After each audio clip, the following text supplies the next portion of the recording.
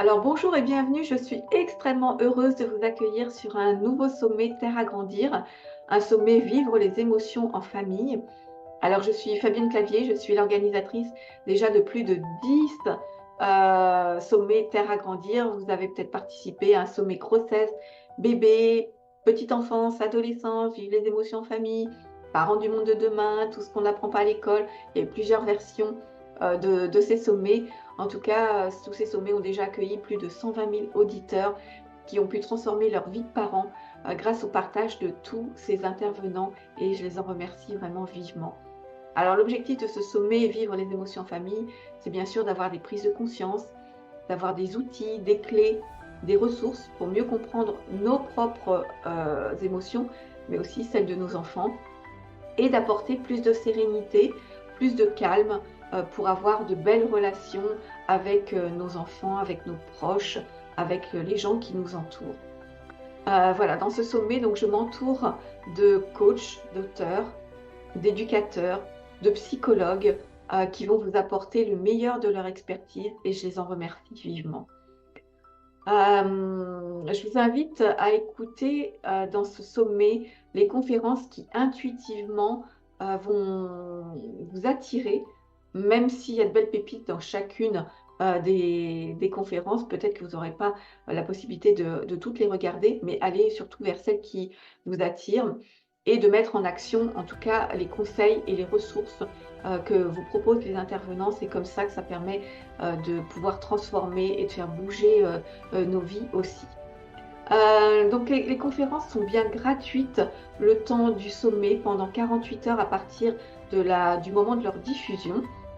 Et autrement, si vous souhaitez les avoir en illimité, vous avez la possibilité de vous offrir un coffret qui regroupe donc toutes ces conférences en vidéo, en audio téléchargeable et chaque intervenant vous propose un bonus avec des exercices concrets, des exercices pratiques pour aller encore plus loin, de vraies pépites vraiment exceptionnelles, des ressources qu'ils ne diffusent en général que dans leurs consultations privées. Donc, écoutez, je suis heureuse de vous proposer ce sommet et aujourd'hui, donc, j'accueille un nouvel ou une nouvelle intervenante. Alors, bonjour et bienvenue. Je suis extrêmement heureuse de vous retrouver sur une nouvelle conférence du sommet Vivre les émotions en famille, une nouvelle édition.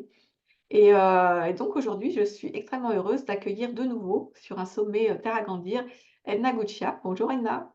Bonjour Fabienne, merci. Je suis aussi très heureuse d'être avec toi aujourd'hui pour cette nouvelle conférence. Donc, merci à toi de participer de nouveau sur un sommet. Et aujourd'hui, on va voir avec toi donc un sujet qui nous concerne vraiment tous, hein. Nos enfants amplificateurs de nos propres émotions. Voilà, on a nommé ça un peu il m'énerve, je m'énerve, on s'énerve et ça explose de toutes parts. Comment faire quand nos émotions débordent vraiment de toutes parts et ça nous arrive vraiment à tous, aussi bien avec nos enfants, pour nous-mêmes, pour nos enfants, mais aussi dans nos couples, hein, ça arrive aussi. Donc on va voir des astuces et des solutions pour peut-être accepter, apaiser tout ça et y remédier. Donc merci Edna, je t'invite, pour commencer à te présenter si tu veux bien. Oui, pour les personnes qui ne me connaissent pas, je m'appelle Edna Guccia. On me retrouve sur les réseaux sociaux sous le nom de Edna de la famille positive, qui est le nom de mon blog. Je suis formatrice en discipline positive. J'ai co-créé les ateliers officiels de discipline positive en ligne qui proposent aux parents, eh bien, des solutions pour pouvoir, éduquer leurs enfants avec fermeté et bienveillance, c'est-à-dire sans crier, sans punir, mais sans non plus se laisser marcher sur les pieds. L'idée, c'est vraiment d'apporter aux parents des outils très concrets pour pouvoir, faire face aux défis de l'éducation qu'on rencontre et Dieu sait que quand on est parent, des défis, on en rencontre. Et donc je propose des ateliers, des consultations, des conférences, régulièrement autour de la discipline positive de Jen Nelson, voilà. Voilà, alors est-ce qu'on peut, tu en as parlé un petit peu, mais juste définir ce que c'est que la discipline positive? Pour les Alors gens la qui ne connaissent discipline pas? positive, oui, la discipline positive, c'est une approche éducative qui a été créée par, Jane Nelson, qui va vraiment, apprendre aux parents à conjuguer à la fois la fermeté et la bienveillance. Si on a que de la fermeté, on va tomber dans de l'autoritarisme. Si on a que de la bienveillance avec un manque de fermeté, on risque de tomber dans du laxisme et c'est d'ailleurs enfin je me permets de refaire le focus parce qu'aujourd'hui, il y a beaucoup de choses qui se disent en disant: «Ouais, l'éducation positive, blablabla». On retombe dans les enfants rois, et cetera. Non, surtout pas. Et moi, c'est ce qui m'a séduite en discipline positive, c'est qu'on a vraiment la conjugaison à la fois de la fermeté et de la bienveillance pour pouvoir apprendre à nos enfants à grandir dans un cadre à la fois sécurisant et aimant. Et l'enfant a vraiment besoin des 2 pour pouvoir grandir et s'épanouir. Et notre objectif, on est vraiment sur le focus à long terme.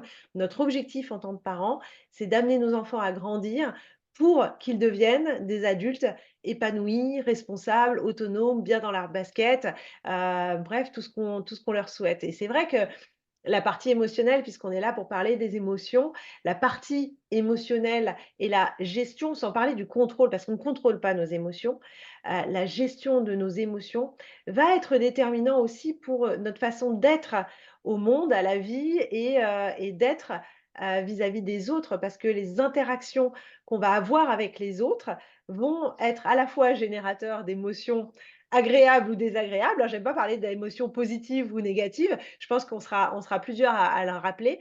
Hem, mais surtout, c'est d'être en lien, avec l'autre et tisser des liens de qualité à travers et ben, aussi les émotions, les sentiments qu'on génère et qu'on reçoit, à travers, les communautés auxquelles on appartient. Puisque l'être humain, c'est un être social qui a besoin de se sentir appartenir, contribuer et dans tout ça, les émotions font, le ciment, des liens qui nous lient les uns aux autres.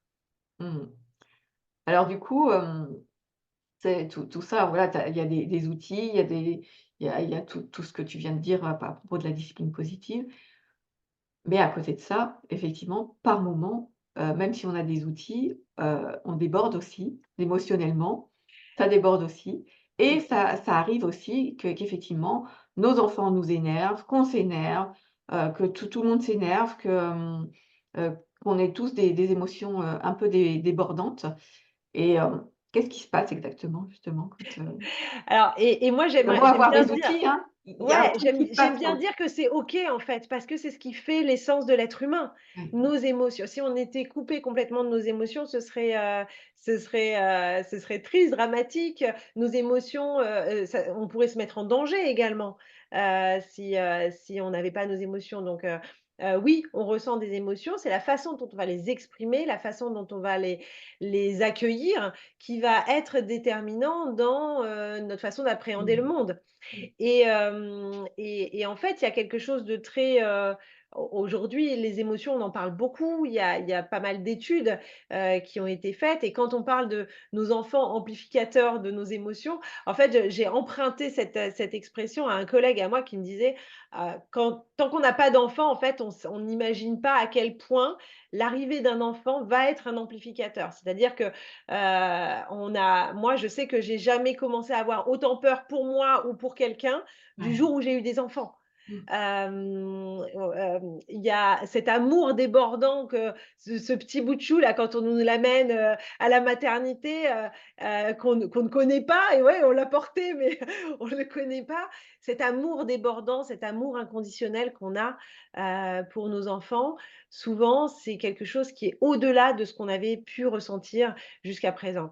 Ces colères, ces choses où ils nous foutent hors de nous, où on a envie parfois de les balancer par la fenêtre parce qu'ils nous poussent à bout, on ne se croirait pas capable parfois de telles violences et de tels sentiments de colère, et cetera. Donc c'est Mmh. vraiment, je trouve très juste de dire que l'arrivée de nos enfants et des enfants dans la famille, sont des amplificateurs. C'est-à-dire qu'on ne soupçonne moi je sais que j'ai aussi ressenti ça. Parfois on se dit: «Mais comment c'est possible de ressentir de façon si grande les émotions, qu'elles soient agréables ou Mmh, désagréables. mmh, mmh, Et on a ces montagnes russes émotionnelles, mmh. ces ascenseurs émotionnels qui nous font grimper très haut, dans l'agréable ou le désagréable, ou très bas quand parfois on vit des situations difficiles. Donc et et mmh et je trouve que c'est sympa, c'est agréable de se dire: «C'est quelque chose de naturel, c'est quelque chose de normal», et il faut aussi avoir, de la bienveillance vis-à-vis de soi, d'accueillir ces émotions, de dire: «OK». Après il y a l'accueillir, il y a en prendre conscience et passer à l'acte, c'est encore C'est ça. différent. Quand je dis: «J'ai envie de balancer mes enfants par la fenêtre», Mmh. heureusement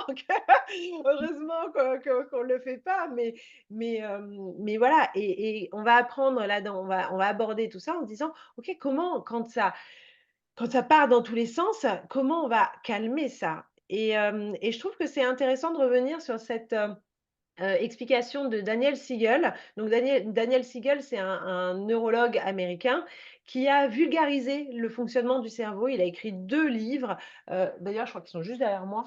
Oui, voilà, 2 livres, «Le cerveau de votre ado, le cerveau de votre enfant», voilà. C'est 2 livres qui expliquent un petit peu le fonctionnement du cerveau, et ce qu'il nous explique, c'est que, on peut modéliser le cerveau dans la paume de la main, et je vais vous faire, rapidement, elle est plus ou moins complète, mais rapidement, le fonctionnement du cerveau. Donc si on regarde, et chacun peut, derrière son écran, faire la démonstration avec nous.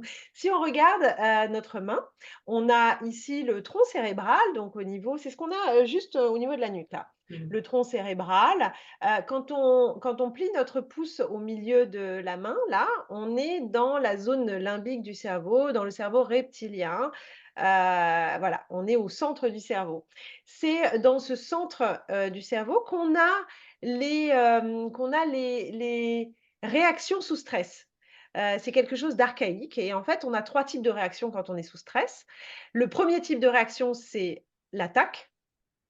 Si on ne peut pas attaquer, ça va être la fuite, c'est je prends mes jambes au cou et je me sauve, j'essaie de partir de la situation.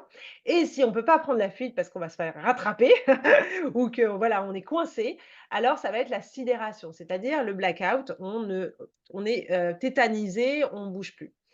Donc ça, c'est les 3 types de réactions qu'on a quand on est sous stress. Notre cerveau, il est constitué du cortex, donc tout ce qui est à l'arrière de la tête là. Dans le cortex, ah oui, alors dans le tronc cérébral, on a toutes les fonctions automatiques du cerveau, la respiration, le clignement des yeux, les battements du corps, tout ça. On n'a pas besoin de réfléchir, hein, pour les activer. Le cortex, c'est quand on monte par là, on va avoir, tous les sens. On va avoir aussi, tout ce qui est moteur, la marche, l'appréhension, et cetera. Et plus on vient devant, plus on vient par là, plus on va arriver dans ce qu'on appelle le cortex préfrontal. Donc là, on est dans cette zone-là du cerveau.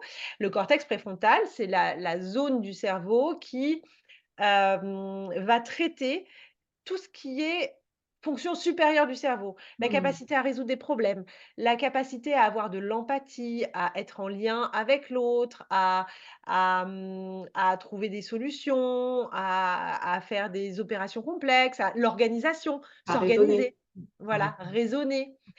raisonner. Hem, donc tout ça, c'est dans cette zone-là, et en fait, allez, je prends un exemple. On rentre du travail après une journée bien fatigante. On passe le pas de la porte et là, on voit les cartables d'un côté, les chaussures de l'autre, le petit déj ou le goûter qui a pas été débarrassé, et là, en fait, mon sang ne fait qu'un tour et là, c'est paf! Je pète un câble, je pète un plomb, et en fait, ce qui se passe dans notre cerveau, c'est ça. C'est-à-dire qu'on est déconnecté de notre raison et de notre capacité à prendre du recul, hein, de notre fonction supérieure du cerveau, de se dire: «Oh les pauvres chéris, ils ont eu aussi une dure journée, ils n'ont pas eu le courage de débarrasser la table du du goûter ou de ranger proprement leurs affaires quand ils sont rentrés». Non, là, je suis dans cet état-là, et en fait, ici, j'ai quoi? J'ai la colère, j'ai la rage, j'ai envie de les attaquer, j'ai envie voilà, et en fait, je suis en prise avec mes fonctions, archaïques du Mmh. cerveau. L'attaque, la fuite, je peux avoir dire: «Non mais alors là, en fait, juste j'en peux plus, je me casse, je m'en vais, je repars, je veux pas». Ou, bah, la sidération, c'est: «Non, c'est pas vrai, quoi, c'est pas vrai». Donc on est dans cet état-là. Hem, Si j'arrive voilà, donc la le truc qu'on propose en discipline positive, c'est d'identifier quand on est dans cet état-là et de se dire: «OK, qu'est-ce que je peux faire si, je suis dans cet état-là?» C'est d'amener mon cerveau, d'aider mon cerveau à revenir dans cet état où je vais pouvoir prendre du recul, réfléchir à des solutions, se dire: «OK, c'est pas grave, on va faire autrement et une chose après l'autre. OK, on va prendre ce temps de pause qui va nous permettre de revenir dans cet état-là et de ne pas essayer de résoudre les choses à chaud. Parce que quand on essaye de résoudre les choses à chaud, on est dans cet état-là et en fait, dans cet état-là, on ne résout rien parce qu'on n'a pas accès aux fonctions de notre cerveau qui vont nous permettre de trouver des solutions. Et c'est là où c'est compliqué quand, quand il y a un enfant qui explose, que le parent explose aussi. Faut qu'il y en ait un des 2 quand même qui soit plus raisonnable et qui s'écarte ou qui prenne ce temps de pause. Alors ça s'explique aussi. Ça s'explique Ah. aussi Mmh. parce que, dans notre cerveau, il y a, c'était fin des années 90, début 2000, je ne sais plus exactement quelle était la date exacte, mais c'était au tout début de l'imagerie médicale. Je vous raconte l'anecdote. On a découvert ce qu'on appelle les neurones miroirs. C'était une équipe de chercheurs franco-italiens qui réalisaient une étude sur des chimpanzés. Il y avait un des chimpanzés qui avait un casque IRM sur la tête et au moment de la pause du déjeuner, un chimpanzé regarde un des scientifiques, des chercheurs, prendre quelque chose à manger. Alors, il y en a qui disent que c'est une cacahuète, une banane, un sandwich, bref, il le voit attraper quelque chose qu'il va manger et en fait, à ce moment-là, le casque IRM indique qu'il y a une zone du cerveau du chimpanzé qui est en train d'observer, qui Mmh. s'active et que cette zone-là, c'est exactement la même zone que si lui-même avait fait ce geste.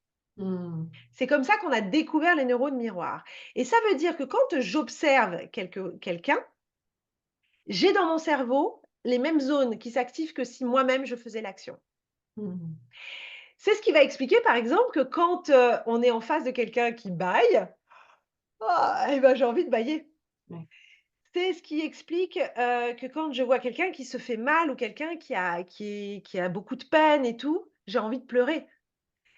C'est ce qui fait que quand je donne à manger à mon enfant, on est tous en train d'ouvrir la bouche et de manger, même si on n'a rien dans la bouche. Mmh. Donc en fait, les neurones miroirs fonctionnent pour le moteur, mais ça fonctionne aussi pour l'émotionnel.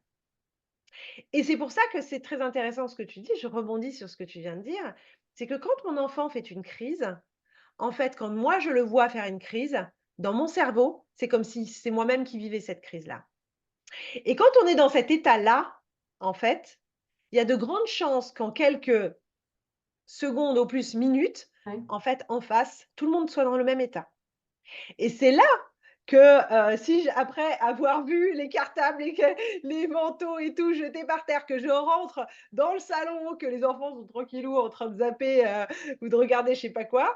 Si moi je suis dans cet état-là, en moins de 2, les enfants ils sont comme ça et c'est là qu'en fait on a, des cris, des émotions qui débordent, qu'on va peut-être dire des choses qu'on regrette, et en fait c'est l'escalade de la violence. Donc vraiment, en discipline positive et s'il y a un outil dont il faut se souvenir, c'est celui-ci. C'est que on ne résout rien quand nos émotions débordent et Mmh. c'est se dire: «OK, qu'est-ce que je peux faire? Qu'est-ce qui me fait du bien?» et ça, c'est dans un moment de calme. «Qu'est-ce que j'aime faire? Qu'est-ce qui me fait du bien?» qui va me permettre de redescendre quelque chose comme ça et d'être en capacité de prendre du recul et d'être raisonnable à la fois dans mes propos et dans mes actions, pour trouver des solutions. On peut trouver des solutions que quand on est dans cet état-là. Et effectivement, si mon enfant est comme ça en train de faire une crise, moi, mon cerveau, il va avoir tendance à faire ça. Réussir à le maintenir dans cet état-là, ça va aider mon enfant aussi à revenir comme ça. Quelque chose qui me vient et qui est important à savoir, c'est qu'au moment de l'adolescence, avec l'élagage synaptique, avec, tout ce qui toutes les hormones, tout ce qui se passe, dans le cerveau de l'enfant à cette période-là. Il faut savoir que le cerveau de l'ado, il est comme ça, en fait. Il est pas comme ça, il est pas comme ça, il est comme ça. Ça veut dire que pour passer de là à là, il y a pas beaucoup de chemin à parcourir. Ça veut dire aussi que nos enfants, quand on leur demande souvent nos ados, ils ressemblent à des adultes, hein, physiquement, ils ont grandi, ils ont c'est vrai qu'on voudrait qu'ils soient autonomes, qu'ils soient raisonnables, qu'ils soient organisés et cetera. Sauf qu'en fait, ils peuvent pas. Ils peuvent pas avec ce qui se passe. Donc faire preuve d'empathie, les aider à s'organiser, accueillir leurs émotions en disant: «Bah oui» et moi je me souviens encore d'une amie qui me disait que son fils ado lui disait: «Maman, je comprends pas ce qui m'arrive. Des fois, il se passe des choses, je j'arrive plus à me contrôler, je comprends pas ce qui m'arrive» et en fait, c'est cette détresse-là qui peut intervenir quand il y a ces débordements émotionnels à l'adolescence et bon, ça, on le sait, hein, les crises la crise d'adolescence, les crises de nerfs, les portes qui claquent et cetera, c'est parce que justement, le travail qui se fait, le chantier qui est en cours au moment de l'adolescence dans le cerveau de l'enfant, les amène à avoir des débordements émotionnels qui vont péter d'un coup, avoir du mal à s'organiser, avoir du mal à projeter, à programmer, avoir du mal à être en lien. Tout ça, c'est lié aussi à ce qui se passe dans le cerveau à ce moment-là. Oui, c'est ça, c'est parce que en soi, le cerveau n'a pas fini sa construction. Enfin, Ah il est en train de finir sa construction. Encore, quelques années, hein, Ah mais oui. voire une décennie parce qu'on dit, que c'est entre 25 et enfin j'ai entendu, j'ai même 30 ans, 25 ans, Il a 25 ans. la maturité du cerveau, elle est autour de 25 ans et on voit bien aussi, moi j'aime bien remettre ça au centre, c'est on voit bien comment pour nous qui avons un cerveau mature, c'est difficile de gérer nos propres émotions. On aimerait que nos enfants puissent le faire alors qu'en fait, c'est le grand chantier. Ils sont pas mûrs, ils ont pas terminé, de mûrir dans leur cerveau. Donc c'est vraiment important d'avoir ça en tête, de se dire: «OK, en fait, le cerveau de mon enfant est en construction. La gestion des émotions qui se passent au niveau du cerveau, bah, c'est compliqué. Donc en fait, comment j'accompagne ça avec mon enfant?» Ouais et c'est pour ça qu'on ne peut pas demander non plus à un enfant de 6 ans ou 12 ans, d'être, justement d'être dans la raison et de se raisonner par rapport à ces débordements émotionnels. Oui.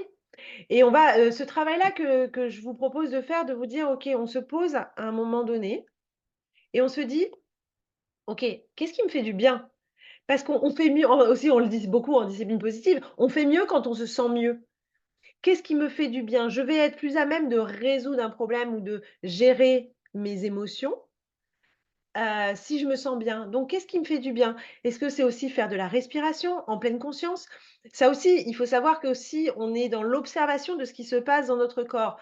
Que ce soit dans l'observation de ce que ça génère, une colère ou, voilà, l'observation de ce qui se passe dans notre corps, ça fait appel à des fonctions supérieures de notre cerveau, à de se dire, «Bah, en fait, qu'est-ce que ça me fait là, ce que je ressens? Est-ce que j'ai les oreilles chaudes? Est-ce que j'ai les mains qui piquent? Est-ce que, j'ai les jambes qui flagellent?» Et bien ça, comme on porte notre attention sur ce qui se passe dans notre corps, ça fait appel aux fonctions supérieures du cerveau et du coup, ça aide le cerveau à revenir dans cet état-là. Donc simplement faire le point en disant: «OK, là je sens, ouh, ça monte. Ah, ça se passe là, ça se passe au niveau du cœur, ça se passe au niveau du ventre. Où est-ce que ça se passe? Qu'est-ce que je ressens? Est-ce que c'est chaud? Est-ce que c'est froid? Est-ce que ça pique? Est-ce que j'ai des frissons? Est-ce que, voilà, bah, tout ça, le fait de se poser ces petites questions-là, ça va nous aider à redescendre, à faire un petit temps de pause et te dire: «OK, là, ça va pas». C'est aussi un indicateur de: «OK, ce qui se passe là, ça ne me convient pas. Donc comment je trouve des solutions?» Mmh. Et donc c'est intéressant de se dire qu'avec nos neurones miroirs, on est aussi il faut savoir que l'enfant, il apprend en grande majorité par l'observation. Avant de lire, avant d'entendre, d'écouter, d'apprendre, ce qu'on lui de comprendre ce qu'on enfin, il comprend ce qu'on lui dit, très, très tôt. Mais l'apprentissage et notamment dans les relations interpersonnelles, dans les compétences socio-émotionnelles, on en parle beaucoup des CSP en ce moment, les compétences socio-émotionnelles, elles s'acquièrent par l'observation. Et l'enfant, tout petit, même dans son berceau ou dans son transat, là, quand il observe le monde qui l'entoure, il observe les réactions, il voit les visages, il voit les paroles, les tons, les fluctuations du ton. Et en fait, c'est tout ça qui va, commencer à infuser, chez l'enfant, et comment son cerveau, avant même de pouvoir avoir la maturité pour apprendre, pour tirer, pour attraper, pour parler, en fait, comme on a ce système de Mmh. neurones miroirs, le cerveau de l'enfant apprend des mécanismes en observant le monde qui l'entoure, puisqu'on a vu que s'activent dans notre cerveau les mêmes zones que si nous-mêmes on faisait l'action. Donc, c'est intéressant de savoir ça aussi parce que dans la gestion émotionnelle, on va être aussi des modèles pour nos enfants. Et ça, c'est les neurones miroirs qui sont des vecteurs de transmission de ça. Alors, il ne s'agit pas non plus de se mettre la pression, hein, et de se dire, «Oh là là, OK, je suis un modèle pour mon enfant, donc il faut absolument que je sois, impeccable et parfait», parce on n'est pas des parents parfaits et c'est très bien l'imperfect. Je suis parfaitement imparfaite, et c'est très bien, c'est ce qui me rend humaine, et c'est aussi par l'observation de mes imperfections et de ce que j'en fais, que je vais apprendre à mon enfant à peut-être, apprendre de ses erreurs, et reconnaître, la façon dont les choses peuvent se passer. Ouais. Hem, voilà, et il y avait autre chose que je voulais, évoquer avec vous, c'était le fait que, on l'a dit tout à l'heure, hein, on est humain, on a beau connaître tout un tas d'outils, notamment quand on baigne dans le développement personnel, quand on baigne dans la discipline positive comme je le fais. Ça ne veut pas dire qu'on n'a pas de difficultés, ça ne veut pas dire qu'on gère nickel nos émotions. Et donc, il arrivera encore, moi, qu'on fasse ce que j'appelle des sorties de route. On a le chemin, là, on se dit: «OK, c'est là que je veux aller», et puis, bah, pouf, des fois, ça ça déborde quand même. Et moi, ce que j'adore en discipline positive, c'est qu'on a une approche qui est aussi très déculpabilisante. On a le droit à l'erreur, et ça, encore une fois, les erreurs, c'est des opportunités d'apprentissage, et ce que je fais de mes propres erreurs va être un modèle, encore une fois, pour mes enfants. Et il y a un outil qu'on appelle les 3 R de la réparation. On a le droit de réparer nos erreurs, et les 3 R de la réparation, c'est un outil que j'avais envie de vous partager aujourd'hui. C'est de se dire: «OK, je suis rentrée fatiguée du travail, j'ai tout vu là comme ça, je suis rentrée dans le salon, mais je vous ai incendié, j'ai hurlé, OK, je reconnais». On va reconnaître, ça c'est le premier R. Je reconnais, j'ai pété un câble, j'ai été, pas du tout, la mère que j'ai envie d'être. Je reconnais que mes émotions ont dépassé, ou mes mots ont dépassé ma pensée, mes actes ont dépassé, ce que je veux être. Donc là, on reconnaît nos actions et notre responsabilité. Parce que oui, c'est l'effet d'avoir vu ce qu'ils ont laissé ou ce qu'ils ont fait ou les paroles qu'ils ont prononcées qui m'a fait sortir de mes gonds, mais mes émotions m'appartiennent. Donc on va reconnaître notre part de responsabilité. Alors le Hem, reconnaître, ça veut dire aussi l'exprimer à l'autre. oui, effectivement, je me suis énervée. Je reconnais que je me suis énervée. Oui, je me suis énervée. Deuxième R, c'est réconcilier. C'est peut-être de demander pardon parce que nos mots ont dépassé notre pensée, parce que j'ai dit des choses que je regrette, parce que j'ai fait des choses que je regrette et je m'en excuse, je suis désolée. Souvent, on veut apprendre à nos enfants, on dit: «Dis pardon, dis pardon». Bah oui, mais en fait, le pardon, il s'apprend aussi par l'observation. Si mon enfant n'a jamais entendu quelqu'un dire sincèrement pardon, c'est pas: «OK, pardon». Non, hein, «Dis pardon», «Ouais, pardon».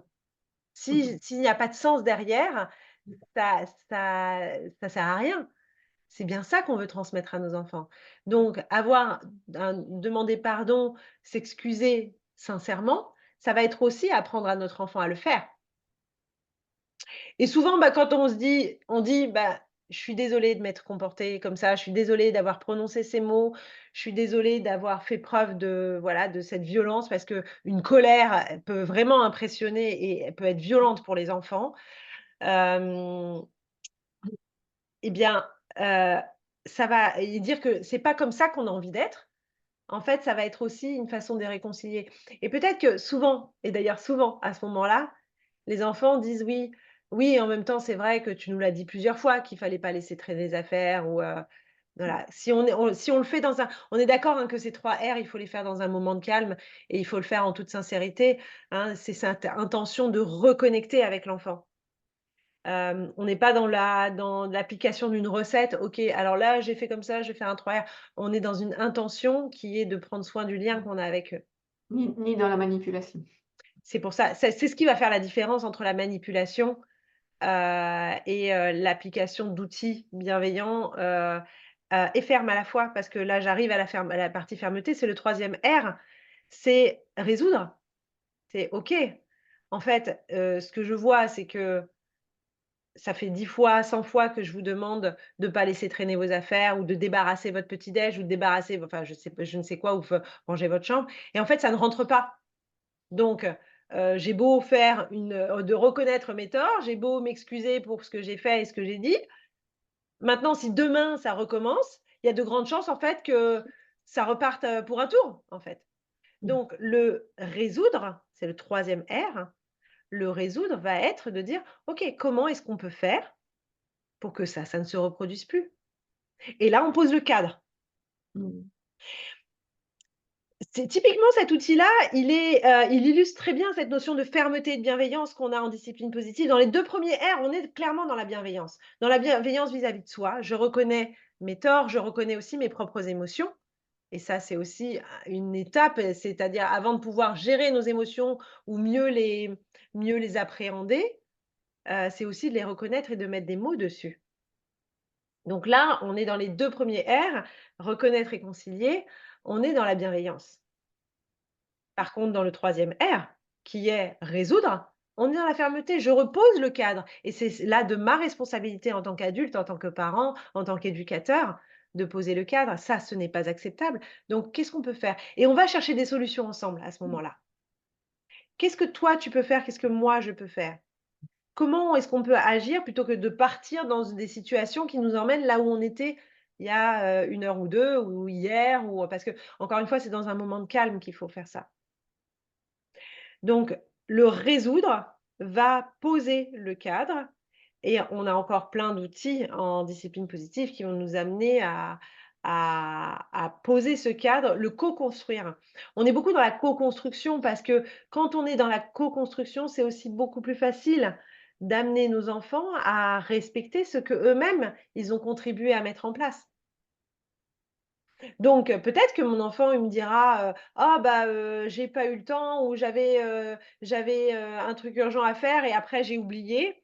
OK, donc en fait, qu'est-ce que je peux faire? Peut-être c'est simplement venir dans le salon et dire: «Petit déj» ou «Goûter» ou «Vos affaires» et que là, vous vous engagez, vous, à aller tout de suite le ranger parce que sinon, en fait, ça me fait péter un câble pour parler, franc. Et on va peut-être mettre en place, peut-être des signes, peut-être des paroles, peut-être des mots qui, sans nous emmener dans ce débordement émotionnel, va permettre de recadrer de façon bienveillante et ferme à la fois Ouais et qui conviennent aux 2 pour et qui que conviennent aux bon, 2. qu'il y en ait pas un qui soit lésé et que ça réaugmente, les émotions.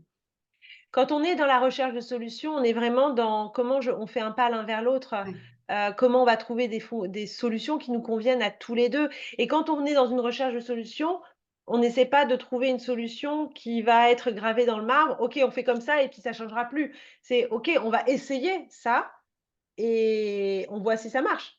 Et si Mmh. ça marche pas, bah, on repart sur une autre recherche de solution. OK, on a essayé, ça n'a pas fonctionné. Alors comment on fait? Parce que en fait, être dans ces débordements émotionnels désagréables, hein, quand on est dans la joie, quand on explose de joie et tout, ça gêne ça gêne. C'est moins dérangeant que quand on est dans ces émotions désagréables. En fait, personne n'aime ressentir ça, personne n'aime être dans cette, situation, dans ces ressentis-là, ils sont désagréables. Donc les uns et les autres, on a envie de trouver des solutions et Mmh. quand on les co-construit, c'est tellement plus facile, tellement plus agréable et ça permet vraiment aussi de connecter et de créer du lien. respectueux, parce qu'il y a cette notion de respect mutuel. Je te respecte à travers, tes émotions, à travers, ce que tu ressens, à travers tes besoins. Tu avais besoin aussi de tout lâcher là quand tu es rentrée, du travail. Ouais, moi aussi j'avais besoin quand je suis rentrée du travail épuisée de tout lâcher et quand je vois la maison en bazar, ça me crée, de l'angoisse, ça me crée je me sens oppressée, je me sens étouffée, je me sens pas respectée. On va avoir plein de choses et ben tout ça, ça va être justement l'expression de nos émotions et pouvoir amener nos enfants à mettre aussi de mots et à comprendre ce qui se joue pour moi, et du coup à comprendre ce qui se joue pour l'autre aussi. Et Mmh. dans un dialogue bienveillant, en disant: «OK, de quoi, qu'est-ce que toi tu ressens? Qu'est-ce que tu as besoin de quoi tu as besoin? Et comment on fait un pas l'un vers l'autre pour aller vers cet apaisement émotionnel?» Sans partir. Vraiment le risque, c'est le truc, c'est je suis comme ça et là, paf! Ça part sans prévenir. Et on sait que des fois, ça part du tac au tac, en fait. On n'a pas le temps de dire: «Ouf!» que c'est comme le lait qui se sauve là. C'était, c'est, Isabelle Fillosa, on est quand même très proches. Tous les courants d'éducation positive, sont dans les mêmes sillons. Moi, j'ai beaucoup aimé cette représentation d'Isabelle Fillosa qui disait, en fait, les émotions, c'est comme le lait sur le feu. Mmh. C'est-à-dire, à un moment donné, il y a ça déborde. En fait, plutôt que d'essayer de mettre un couvercle sur la casserole qui déborde, si simplement j'éteignais le feu. Eh ben, c'est ça, c'est se dire: «OK, comment je baisse, la température? Comment je sors la casserole sans vouloir pouvoir la contenir?» Parce qu'en fait, si on contient nos émotions, c'est juste, effet cocotte minute, quoi. Il y a un moment donné, le petit truc qui va faire que paf, ça va partir. C'est clair, ça part. Ça part et quand ça part, ça fait mal. Ça fait mal et il y a des dégâts collatéraux en général. C'est pour ça qu'apprendre à gérer, à appréhender nos émotions, ressentir aussi ces éléments qui font que: «Ouh là là, là je suis en train de partir» et prévenir. Moi, ça m'est arrivé aussi de Ouais. dire: «Là, en fait, tu vois, juste, je sens que c'est en train de monter, monter, monter, donc juste là, soyez un petit peu, sympa, vigilant parce que, si ça part, vous savez ce qui se passe, hein?» Souvent, on n'a pas besoin de refaire un dessin, ils savent très bien ce qui se passe. Donc voilà, si on résume un petit peu, tout ce qu'on a dit là, à travers, ces différentes choses que je vous ai données, il y a cette notion de neurone miroir, de se dire: «OK, je suis en face de moi, il y a quelqu'un qui dans son cerveau ressent et active dans son cerveau exactement les mêmes zones que si c'était lui-même». Donc quand il me regarde, en fait, je suis un modèle à la fois dans l'émotionnel, Mmh. dans le moteur, de ce que je veux transmettre. Donc, soyons modèles de ce que l'on veut transmettre pour aider nos enfants à faire l'acquisition de ces compétences de vie qui vont lui être utiles. Les neuromiroirs. Le cerveau dans la main, c'est comprendre le fonctionnement du cerveau et que ce truc-là, là, que quand on est comme ça, en fait, on va rien résoudre correctement parce qu'on n'a pas la capacité cérébrale à trouver des solutions respectueuses et à être en lien avec l'autre. Donc du coup vient le temps de pause. Apprendre à faire un temps de pause. Qu'est-ce que je peux faire pour me permettre de redescendre? Ça peut être boire un verre d'eau, ça peut être faire un tour, ça peut être, écouter de la musique, ça peut être prendre une douche. Moi, je sais que, la douche, c'est un peu, tu sais, je me lave de tous ces émotions. Quand vraiment ça part très, très loin, je sais que la douche a un bon effet sur moi, c'est apaisant, mais des fois, on n'a pas une douche sous la main ou, donc faire de la Oui, c'est respiration, ça, ne serait-ce que juste respirer, respirer en pleine conscience. mmh. Donc ça, c'est vraiment à chacun de se faire sa petite liste et moi vraiment, je vous incite à écrire sur un bout de papier que vous mettez dans un tiroir parce qu'encore une fois, quand on est comme ça, on n'a plus accès à se dire: «Ah tiens, qu'est-ce que j'avais dit quand, je suis énervée? Qu'est-ce que je peux faire?» Non, non, on n'y pense plus, on n'y arrive plus donc on trouve le tiroir et on trouve la liste. «OK, qu'est-ce que je fais? Qu'est-ce que je choisis? Boire un verre d'eau, respirer. OK, on peut y aller». Ça peut être aidant en fait de faire ça. Et puis enfin, bah, c'est pas parce qu'on sait tout ça qu'il y aura plus de débordement émotionnel. Donc, bien penser à ces 3 R de la réparation, reconnaître, réconcilier, résoudre, pour pouvoir, nous amener à faire de nos difficultés, de nos erreurs, des opportunités d'apprentissage. Oui. parce qu'on va aussi apprendre, ça aussi cette compétence-là de trouver des solutions ensemble, c'est des compétences qui sont essentielles, que ce soit dans la cour d'école, dans le couple, dans la famille, entre frères et sœurs et plus tard au travail, on est tout le temps en train d'essayer de trouver des compromis. Donc apprenons à nos enfants assez tôt à faire un pas l'un vers l'autre, à trouver des compromis, à comprendre les émotions de l'autre et à faire un pas, l'un vers l'autre pour avancer dans la vie. Beh, écoute, merveilleux. Merci Edna.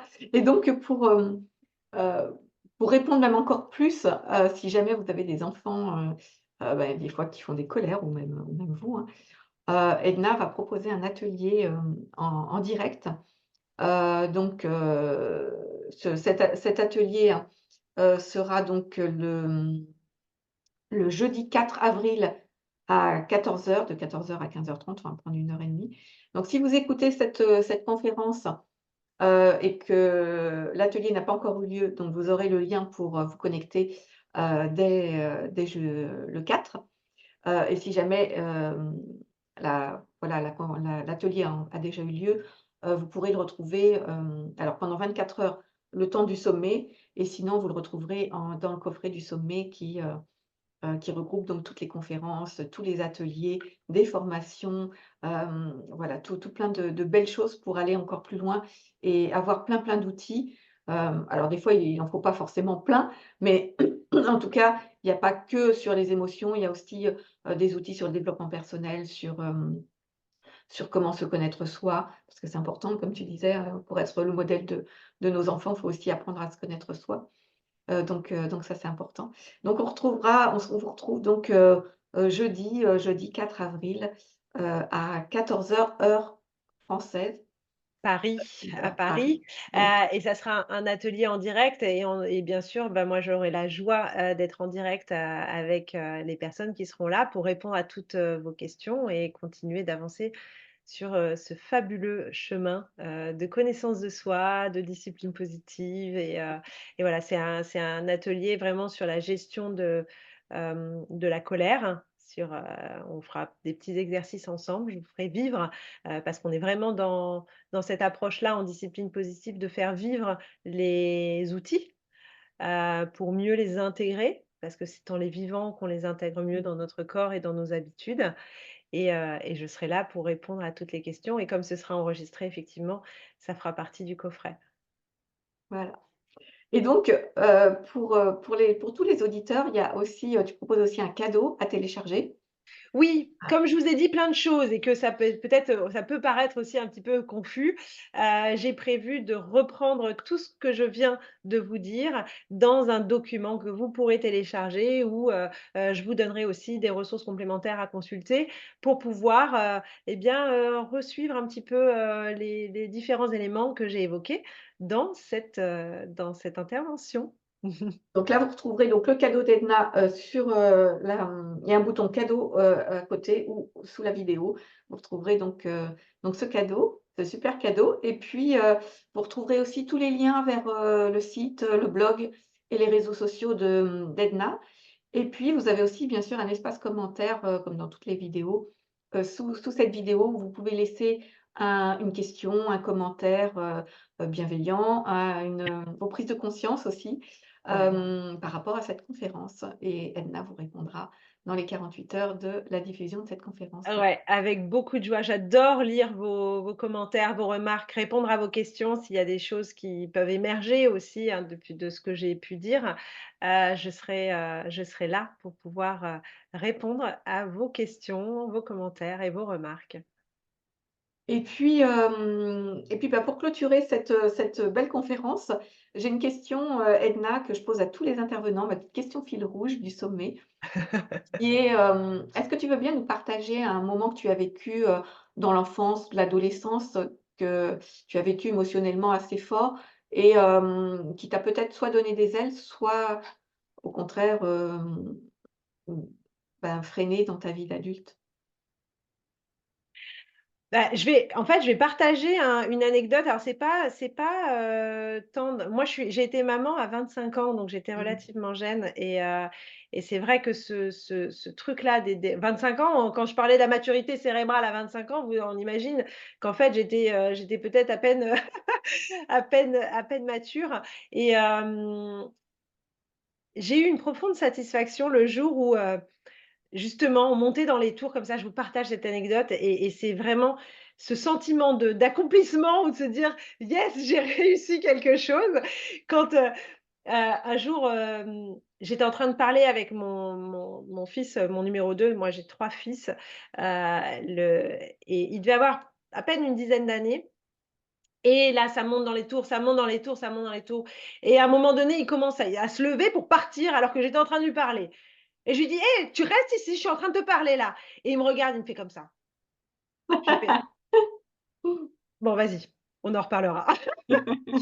Et là, je me suis dit: «Ah oui, bon, il y a quand même des choses qui infusent» et à la fois j'étais vraiment je sentais, hein, j'étais en train de partir comme ça, mais c'est pour ça qu'on se dit, on sait que ça part, ça part, ça part, mais on n'arrive plus à le retenir là. C'est une fois qu'on a lâché les chevaux, c'est difficile de les retenir et là, c'était amusant de voir que c'est mon fils qui a senti qu'il était comme ça et qu'en fait, il était en train de prendre la fuite, mais faire son temps de pause et en me disant: «Là, j'ai besoin d'un temps de pause, c'en est trop, la coupe est pleine, en fait» Mmh.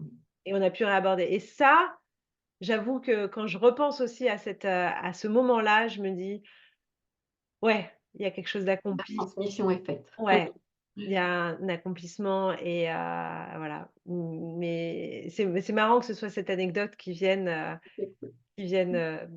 quand, Bah, et qui répond parfaitement, à ta conférence du coup. oui, bah, c'est peut-être aussi dans le mood et cetera, Ah ouais. mais ouais, l'ascenseur les émotions, ça me parle beaucoup parce que cet ascenseur émotionnel, je pense que j'ai une grande sensibilité et je peux vivre des très grands moments de joie, de plénitude, accomplie, comme des moments où, vraiment, de désespoir profond, même si je suis née de la famille positive et en fait, ce qui est bien, c'est de se dire que ça passe et je sais que quand on descend à un moment donné, ça remonte. Et juste pour terminer, c'est vraiment cette différence entre l'émotion et le sentiment. Mmh mh. L'émotion, elle est temporaire, c'est vraiment ce truc-là avec la vague là émotionnelle qui monte et à un moment ça redescend, ça se calme. Le sentiment, il est dans la durée. Donc quand il y a des sentiments désagréables qui s'installent, Mmh mh. il y a quelque chose de plus profond, Ouais. et ça peut être nécessaire d'aller chercher de l'aide à ce moment-là. Donc je pense que c'est important aussi dans ce sommet-là de faire la distinction entre les émotions et les sentiments. Le sentiment, il est plus durable, il est dans la durée, dans le temps, il s'allonge. Là où Mmh. l'émotion, ça fait des grandes vagues, il y a des hauts et des bas, c'est montagne russe. Là, hop, ben, on sait que quand on a une émotion forte, c'est pour ça que ce temps de pause, il va nous permettre de dire: «OK, on calme l'émotion et et à un moment donné, ça va mieux».